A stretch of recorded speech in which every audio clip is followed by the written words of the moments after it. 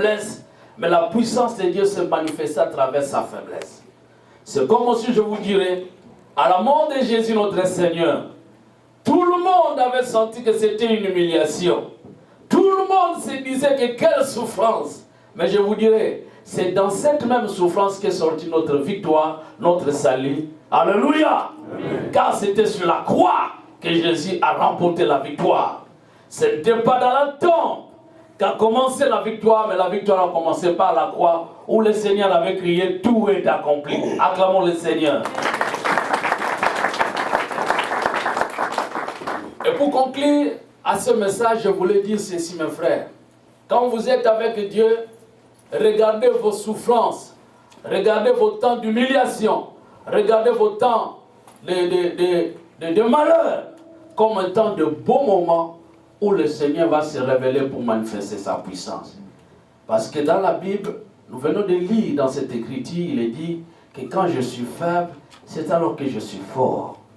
Quand Jésus criait, Père, Père, pourquoi tu m'as abandonné? Quand il était là, les gens le croyaient comme étant condamné, comme Esaïe dit, que nous l'avons considéré comme puni de Dieu, humilié, frappé. Or, ce sont nos souffrances qu'il a portées. C'est de nos douleurs qu'il s'est chargé. Et c'est par ce maître-ci que nous sommes guéris. Amen. Je vous dirai, peuple de Dieu, les moments de souffrance sont des moments de grande victoire dans le royaume des cieux. Que Dieu bénisse sa parole, vous bénisse le nom de Jésus. Amen. Je demanderai à la famille Condé, notre bien-aimé, toute la famille Romain Condé, de s'élever, parce que nous allons clôturer dans cette tranche pour prier pour la famille. Non, jamais tout seul. Non, jamais tout seul. Jésus, mon sauveur, m'égale. Je ne serai jamais seul. Non, jamais, non, jamais tout seul.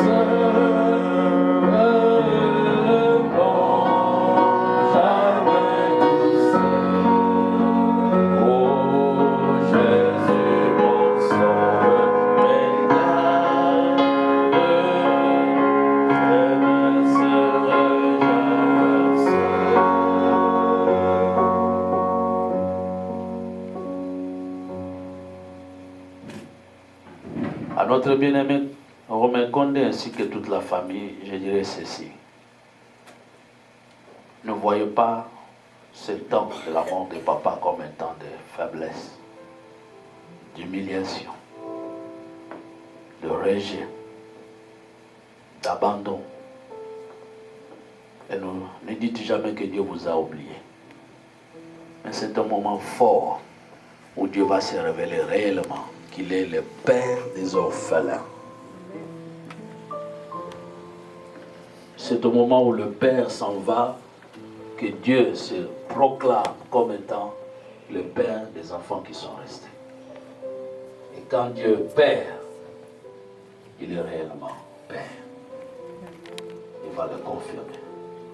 C'est la prière que j'aimerais à tout le monde de lever vers notre Dieu pour dire, Seigneur, révèle-toi comme étant le Père de cette famille. Lèvons nos mains vers le trône de Dieu et moi je vais prier.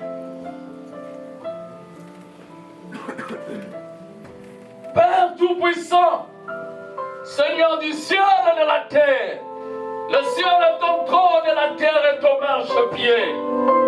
Personne n'a le pouvoir de se lever contre toi. Et quand toi tu te lèves, tu te montres comme étant le Père des orphelins. Et tu le confirmes. Oh Dieu, toutes nos prières s'élèvent vers toi.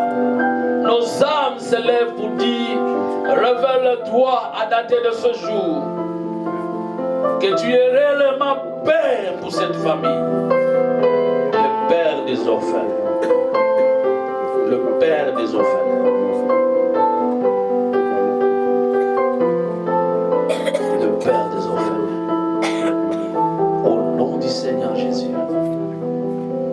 devant cette famille, que tes ennemis se dispersent devant toi. Règne au milieu d'eux. Et que tout ce que tu appelles bénédiction, grâce, soit le partage. C'est dans la faiblesse que tu te révèles que le peuple fort, comme nous venons de l'apprendre. Que ce temps ne soit pas un temps d'humiliation, de rejet, d'abandon, mais un moment de grand réconfort. Dans le nom merveilleux, puissant de notre Seigneur Sauveur Jésus-Christ, nous te soumettons